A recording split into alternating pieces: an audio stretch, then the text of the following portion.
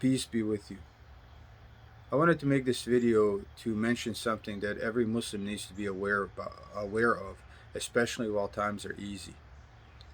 God tells us in the Quran, chapter 57, verses 22 to through 24, and no evil befalls in the earth nor within your own souls, but it is in a book before we bring it into existence, so that you may not grieve over anything that has escaped you, nor be proud over anything that He has given you. And God does not love any arrogant boaster. Those who are stingy and command people to be stingy. And whoever turns back, then surely God is self sufficient and praised. These are instructions that we have to keep in mind, especially when times are good.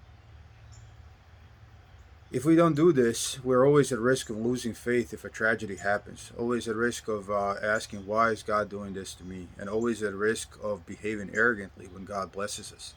So these are some of the most important verses in the Quran as far as mindset of a Muslim is concerned. And I see this a lot, especially on social media, in Muslim groups, where people, ask about tragedies and why is this happening to me? Is there anything I can do? Is God punishing me? No, God is not punishing people that experience tragedies. That's just a way of life. That is just what will happen to some people. And God is not blessing people who get wealth. That is just a trial. So that Muslims need to understand this, because this mindset is very important. So God says, and no evil befalls in the earth nor within your own soul, but it is in a book before we bring it into existence. So nothing happens that isn't predetermined. These things will happen, and the only thing that's not predetermined is our own reaction to it, how we respond to it. And this is Islam. This is how destiny and free will coexist. And then God says, why am I telling you this? So that you may not grieve over anything that has escaped you, nor be proud over anything that He has given you. So God is telling us this, these things are predestined, and so you need to know this so that you may not grieve over anything that has escaped you. These aren't punishments. So when tragedies happen, we Muslims need to remember that these are not punishments. It's not because you did something evil. I mean, if you went and you robbed somebody and then you got shot and you got imprisoned, then yes, it is because you did something evil. But if you acted as a Muslim and a tragedy still happened to you, then it's not because you did something evil. It is because that was just your destiny. You were going to get tried like that. And as much as it hurts, it's just what God uh, puts on some people. And generally, the more Muslim you are, the better you are at it, the chances of a greater test comes your way. Let's think about what happened to prophets. Prophet Jesus was tortured. Prophet Muhammad lost his children, most of them. Were they evil? Was that a punishment from God? No. It was just a trial, a test to see how they will act. These are the elite among us, and they got tested the most. God doesn't need to test us when we can't even, pass the basics. When people just live and they disobey God on the small things and they just live their life, or they're given wealth, they think that God is blessing them, but that's not the case. God just doesn't need to test them because they already failed. They failed on the small things. They failed in the first grade, so God doesn't need to give them a college level test. So that's what we need to kind of keep in mind. And when God gives us wealth, God tells us, so that you may not uh, nor be proud over anything that He has given you. And God does not love any arrogant boaster. So this is the second part we have to remember: people who are given wealth. God doesn't love arrogant boasters. God doesn't love people who think that they're better because they're rich, who post all their riches on Facebook and bling bling and all that stuff. And that's not the only blessings.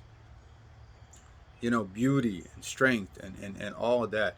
All the things that people boast about, Muslims need to remember that if God gave you all this wealth, if you have, a nice car, a nice house, if you were blessed with beauty or strength or whatever, you need to really as much as you have the inclination to want to put it out there, because everybody does, because the society values that, and that's how we unfortunately people rank ourselves in society for to a certain extent. We have to remember that this is not becoming of a Muslim, and this is why these verses exist, and that's really it. And then God gives the quality of people who are boastful. They are stingy, and they command stinginess on people. The the stinginess associated with wealth, I mean, it's kind of a natural occurrence, if you will, because people who fall for that trap, they become stingy because they want more wealth for themselves. That's why you see those billionaires, they compete on who's going to build a bigger yacht. They don't need any of that, but so they need more money for the bigger yacht, right? And that trickles down to the rest of us. People will compete who has a better car, but for you to compete, you need more money. So to have more money for yourself, you have to be stingy, and that's kind of, and then that's the advice people give to each other. You're giving too much charity. Keep some of that for yourself. Blah blah blah. And then these verses finish with a warning. And whoever turns back, then God is self-sufficient and praised. God doesn't need us. So if you ignore that, if you ignore this, not only will you ruin yourself when a tragedy comes, you will ruin yourself in the time of ease as well. And if you turn back, God tells you, I don't need you.